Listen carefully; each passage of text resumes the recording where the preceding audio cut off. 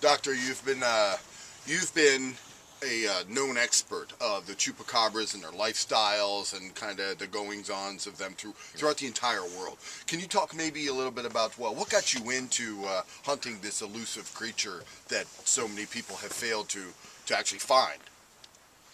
Well, I first began hunting, well, not hunting, I don't, I want to treat all animals with respect, but I began searching for one when I was a child.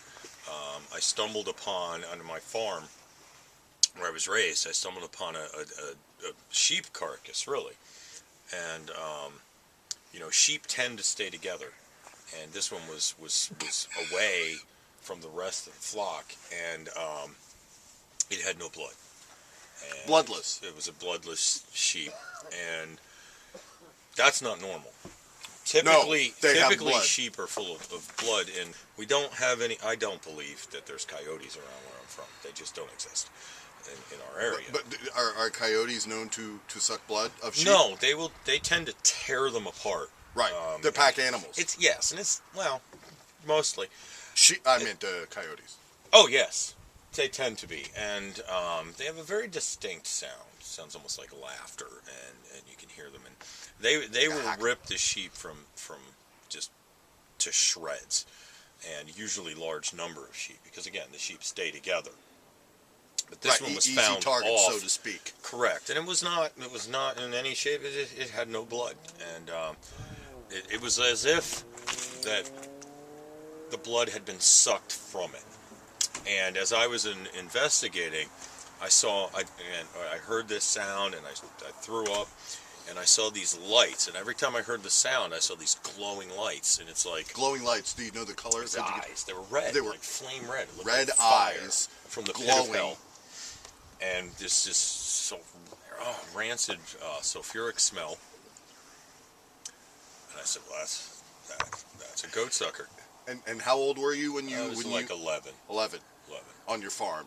And that's where you first found your dried sheep carcass that you were convinced was caused by a red-eyed, glowing-eyed chupacabra. Right.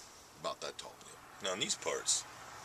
Yes, we've heard that the chupacabra in these parts are quite taller. Oh, they're about like 8 feet tall. I mean, they're 8 feet? 8 feet. So in your worldwide experience of tracking these animals, have you ever heard of animals with such large proportions? Not of and this gray size. And black. No, not of this size.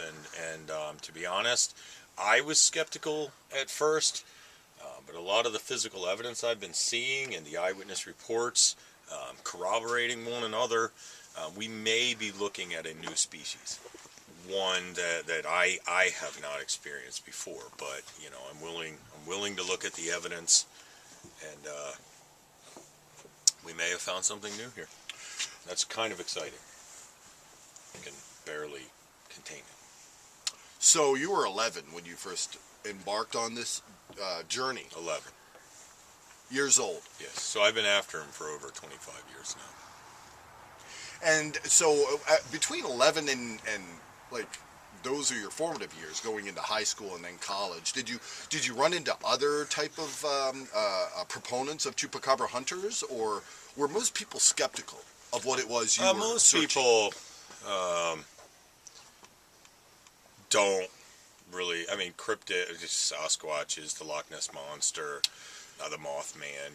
People tend to question these, but when you find what I've found, really there's no other answer.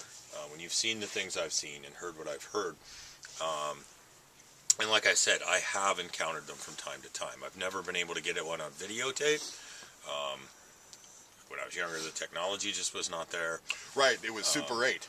Much. I think a lot of flickering, a lot of black and white. Yeah, 8-track. 8-track. In the mountains here, you can see the ridge. Virtually no civilization. And so they tend to move to there and come down into the valleys where they hunt their natural prey. The goat, or the sheep. Or small dogs. Sometimes people. Small people. Smaller. Smallish. Big. Or animal. Cut.